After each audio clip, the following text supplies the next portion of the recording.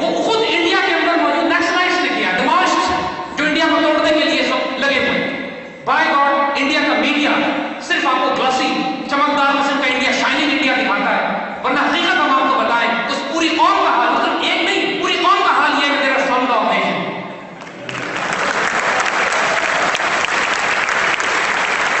اور یہ چند سال پہلے فوربس اکنامک میگزین، فوربس ایک میگزین ہے جو اکنامک ریویوز کرتا ہے، فوربس نے ایک انالیسس لکھا تھا، تجزیہ لکھا تھا کہ انڈیا میں اتنے فریکچرز ہیں، اتنا پریشر ہے اس معاشرے کے اوپر، اتنا بکھرنے والا ہے کہ چند سال کے اندر انڈیا ایسٹرو ہنگیرین ایمپائر کی طرح ڈسنٹیگریٹ ہو کے چھوٹے چھوٹے ملکوں میں تقسیم ہو جائے گا.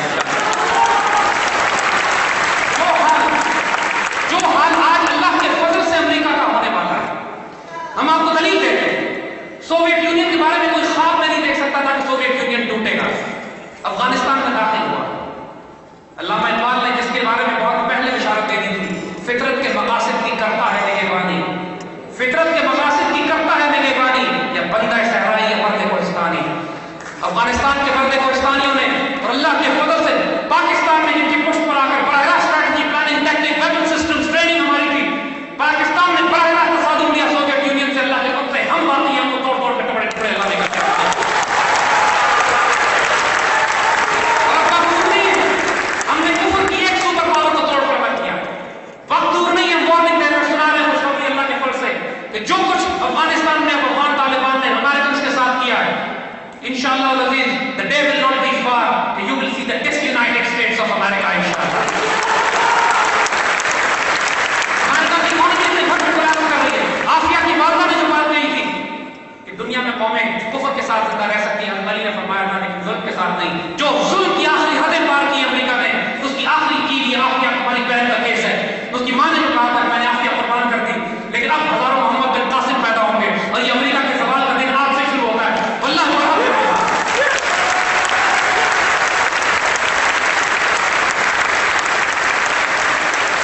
اور انشاءاللہ ایک دفعہ ہماری کچھ محفوظ ہو جائے، افغانستان کو محفوظ کر لیں، یہاں سے یہودیوں کا ہم خاتمہ کریں. یاد رکھیے گا کہ مدینے کی ریاست میں حضور صلی اللہ علیہ وسلم کی جو اسٹریٹجی تھی، وہی اسٹریٹجی ہم نے ہندوستان کے خلاف اپلائی کر دی. اس وقت بھی مدینے کی ریاست کو دو ایکسس سے گھیرا گیا تھا، ایک خیبر کے یہودی ہے، ایک مکہ کے مشرک. جب خیبر کے یہودی اور مکہ کے مشرک مل کر مدینے کے خلاف ایک سیکورٹی ایکسس بلڈ کرتے تھے، مسلسل پرابلم ہو رہی تھی. لیکن مکہ کی ریاست کو فتح کرنے سے پہلے حضور نے خیبر کا رخ کیا، خیبر کے یہودیوں کو ختم کیا. خیبر کی پرابلم ریزالو ہو گئی، یہودیوں کی پرابلم ریزالو ہو گئی، مکہ بغیر لڑے کیپچر ہو گیا.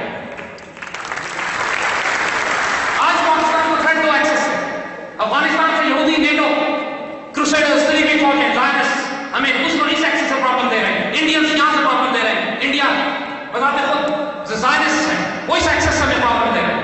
ہم کو افغانستان میں اپنی پشت کو محفوظ کرنا ہے، انشاءاللہ ہم کریں گے. امریکہ کو، نیٹو کو وہاں سے نکال کے once that access is secured, by God, that will be the day of the beginning of the end for India and the beginning of the physical Ghazwa-e-Khalid.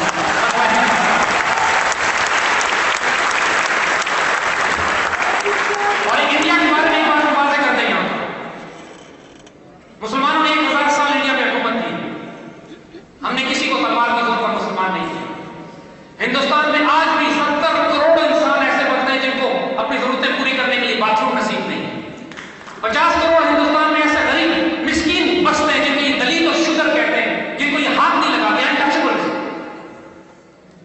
By God we stand for the right of untouchables. ہمارا اختلاف اگر ہے تو ہندو زائنسٹ کے ساتھ ہے، ہمارا اختلاف ہے تو ہندو برہمن کے ساتھ ہے جس نے پوری ہندوستان قوم میں انسانیت کو غلام بنا کے رکھا ہوا ہے. ہم سکھوں کے رائٹس کی بات کریں گے، ہم نیشنلائٹس کے رائٹس کی بات کریں گے، ہم شودر، دلت اور انٹچبلز کی رائٹس کی بات کریں گے. ہم آج نارتھ ایسٹ کے اندر جو ظلم ہو رہا ہے انڈیا میں ان کے ایکسس، ان کے رائٹس کی بات کریں گے. ہمارا اختلاف ہندو قوم سے، سکھوں سے، نیشنلائٹ سے نہیں ہے. وہ انسان انسانیت کے ناطے حضور صلی اللہ علیہ وسلم کے رحمت میں ہوں گے، ان کو ہم سے کوئی خوف اور خطرہ نہیں ہونا چاہیے. لیکن ہندو برہمن اپنی خیر بنائے.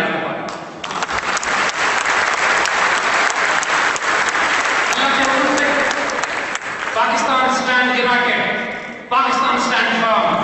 Pakistan is waking up. یہ سارا wake up پاکستان کو بیدار کرنے کی موومنٹ انشاءاللہ 23 مارچ 2010 اسی لاہور شہر میں ایک اور پاکستان ریزولوشن پیش ہوگی انشاءاللہ، جو تکمیل پاکستان ریزولوشن ہوگی.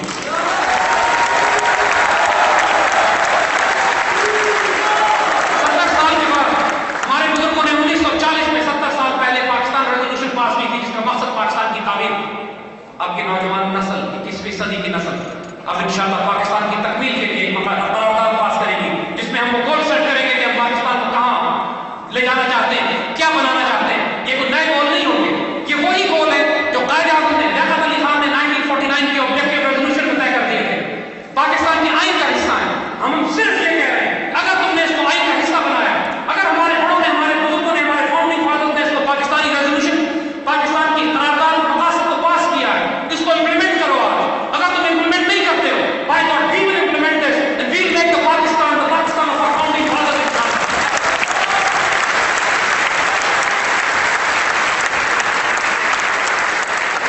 اللہ کا حامی ناصر، اللہ پاکستان کا حامی ناصر ہے. اللہ کے فضل سے اس پاکستان کی فکر نہ کریں، پاکستانی اپنی خیر بنائیں. پاکستانیوں کو بیدار ہونا ہے. اب غفلت اور کوتاہی، گمراہی کا وقت، راستہ اختیار کرنے کا وقت نہیں ہے آپ کے پاس. We are already in the 4th generation war. ہماری فوڈ سپلائز روکی جا رہی ہے، ملک کے اندر بجلی پانی گیس کا فساد ہے، دہشت گرد ہماری صفوں میں، ہم روز قربانیاں دے رہے ہیں. ہماری سرحدوں پہ ہماری فوجی درجنوں کے حساب سے روز شہید ہو رہے ہیں. ان کی قربانیوں کو نہ بھولیے گا. We are on one nation now. Army and nation has to stand united. سلطان صلاح الدین ایوبی کو الفاظ کو یاد رکھیں، فرماتے ہیں کہ مجھے نہیں معلوم کہ اسلام تلوار سے پھیلا ہے یا اسلام تلوار سے نہیں پھیلا، لیکن مجھے یہ بات معلوم ہے کہ اسلام کے دفاع کے لیے تلوار کی ضرورت ہوتی ہے. اور اگر تم کسی مسلمان ملت کو تباہ کرنا چاہتے ہو تو اس کی فوج میں اور اس کی قوم میں فساد ڈال دو، وہ قوم تباہ ہو جائے گی. اس دشمن کے سجال میں مت آنا. We stand united as a nation. We live together.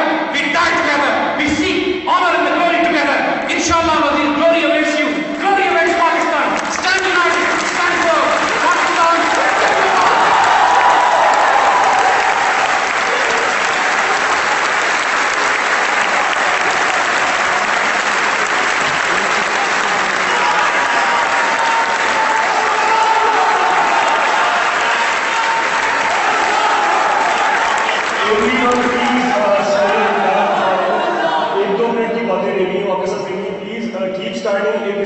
Pakistan national anthem. All lights please turn off to beat it. Thank you. उसके बाद प्लीज सब लोग बैठिएगा, 2 मिनट की बात होगी.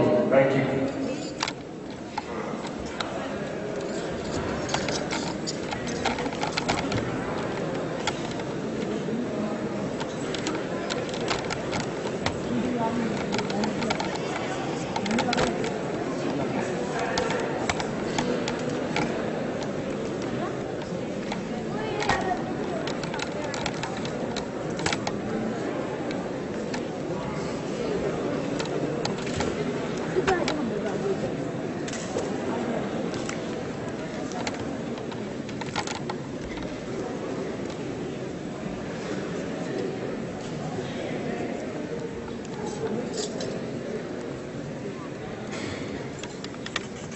Thank you.